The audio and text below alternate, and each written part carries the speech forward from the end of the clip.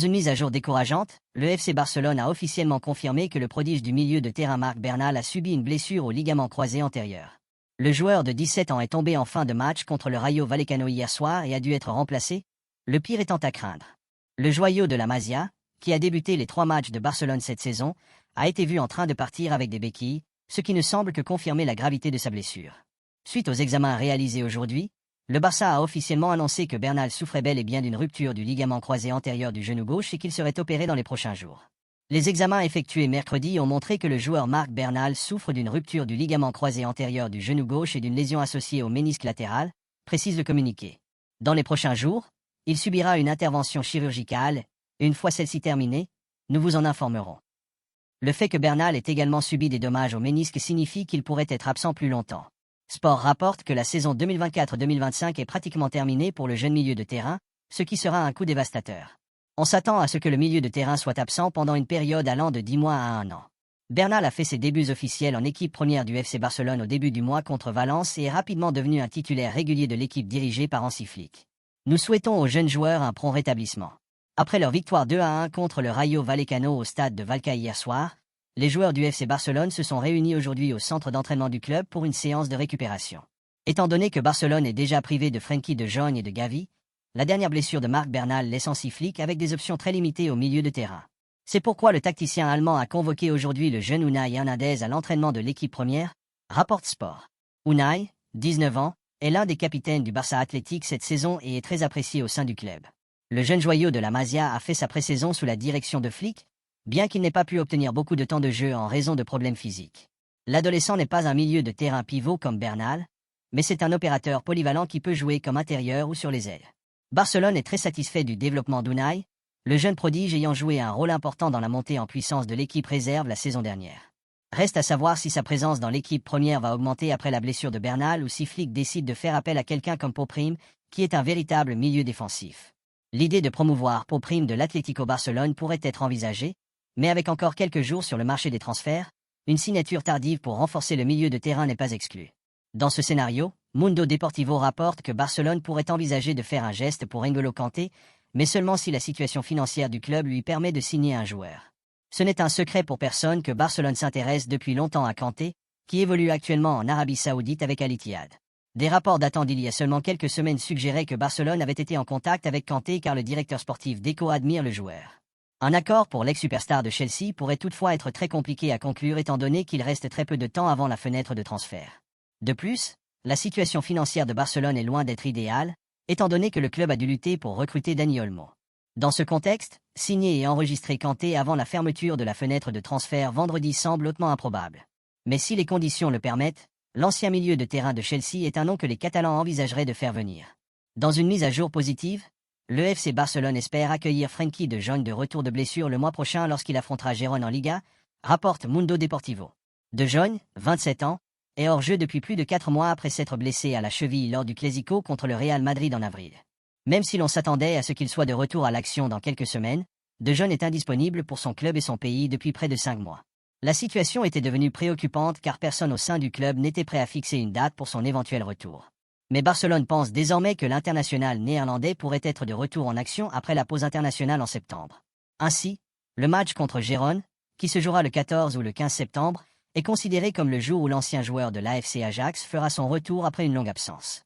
Cette évolution sera un coup de pouce bienvenu pour Barcelone qui a perdu le jeune milieu de terrain Marc Bernal en raison d'une blessure au LCAI hier soir. Cependant, selon le rapport de MD, Hansi Flick prévoit de compter sur Marc Casado au poste de milieu défensif contre le Real Valladolid plus tard cette semaine avant l'arrivée de la pause internationale. Et une fois que le Barça sera de retour à l'action après la fenêtre internationale, De Jong devrait être de retour et prêt à s'intégrer comme milieu de terrain pivot. Les relations entre Barcelone et De Jong ne sont pas toujours aussi roses ces derniers temps, puisque la relation du club avec le milieu de terrain serait devenue froide. Malgré la situation, le manager Flick croit en l'international néerlandais et espère qu'il pourra faire un pas en avant cette saison, d'autant plus qu'il est le 3e capitaine derrière Marc-André Ter Stegen et Ronald Araujo. Au fil des années, les supporters de Barcelone ont fortement ressenti que le système en vigueur en Espagne était conçu contre leur équipe. L'arbitrage a été le principal sujet de débat, beaucoup estimant que les décisions vont clairement à l'encontre de Barcelone et que ce n'est pas non plus totalement injustifié.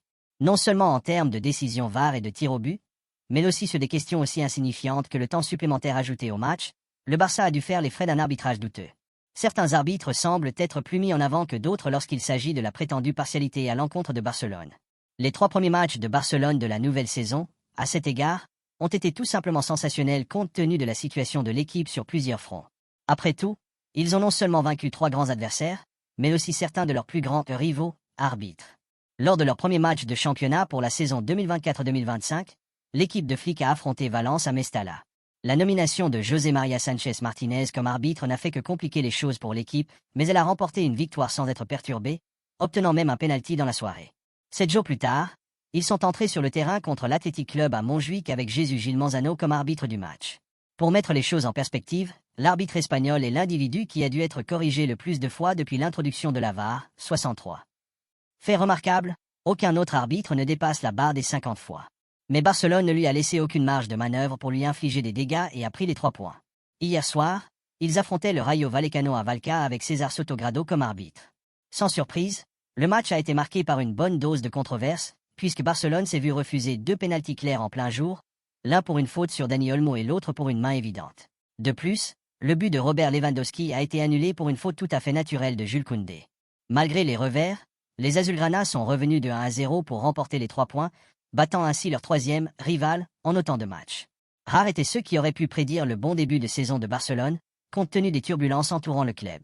L'environnement n'a pas été du tout idéal pour le nouveau manager Hansi Flick, qui a dû faire face à une pression immense pour obtenir des résultats malgré de nombreux défis. Au-delà des promesses des jeunes talents de l'académie, Flick a eu peu de choses avec lesquelles travailler, ce qui rend le début parfait de l'équipe d'autant plus impressionnant. Après avoir remporté des victoires contre Valence à l'extérieur, contre l'Athletic Club à Montjuïc et plus récemment contre le Rayo Vallecano, Barcelone peut désormais se targuer d'un total parfait de 9 points en 3 matchs. La capacité de Flick à remettre rapidement l'équipe sur les rails est louable. Cependant, la véritable valeur de son exploit devient évidente lorsqu'on considère les nombreux obstacles qu'il a dû surmonter.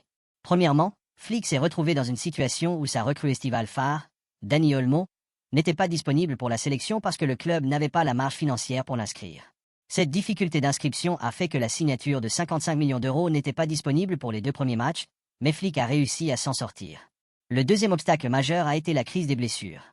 Barcelone est actuellement privé de joueurs clés comme Gavi, Andreas Christensen, Ronald Araujo, Frenkie de Jong et Ansu Fati, ce qui laisse à Flick des options limitées pour sa sélection. Il a cependant trouvé des moyens de gérer cette situation et de veiller à ce que cela ne devienne pas une excuse. Le troisième défi a été le calendrier exigeant. Les premiers matchs du Barça ont été disputés contre 3 adversaires de taille, Valence, l'Athletic Club et le Rayo Vallecano, ce qui a rendu leur début de saison victorieux encore, avec seulement 3 jours d'écart entre les 2 derniers matchs. Il faut souligner que l'Athletic d'Ernesto Valverde est une équipe difficile à battre alors que jusqu'à hier, Barcelone n'avait pas gagné lors de ses 3 dernières visites à Vallecano, avec Flick qui a changé la donne. Finalement, l'Allemand a dû intégrer 3 joueurs de 17 ans, Lamine Yamal, Pau Cubarsí et Marc Bernal, dans l'équipe première sans compromettre la stabilité de l'équipe, un exercice d'équilibre délicat qui requiert à la fois compétence et patience. Tous les 3 ont réalisé des débuts de saison impressionnants, même si la campagne de Bernal pourrait désormais être terminée après la blessure au ligament croisé antérieur qu'il a subi hier soir. Le bon début de saison 2024-2025 de Barcelone, malgré ses défis, témoigne du talent de l'équipe et des prouesses managériales de Hansi Flick. La saison à venir pourrait réserver des choses spéciales aux Catalans s'ils continuent sur cette lancée. Laisse un like et abonne-toi pour plus d'actualités Barça. Merci à ceux qui s'abonnent et qui likent quotidiennement.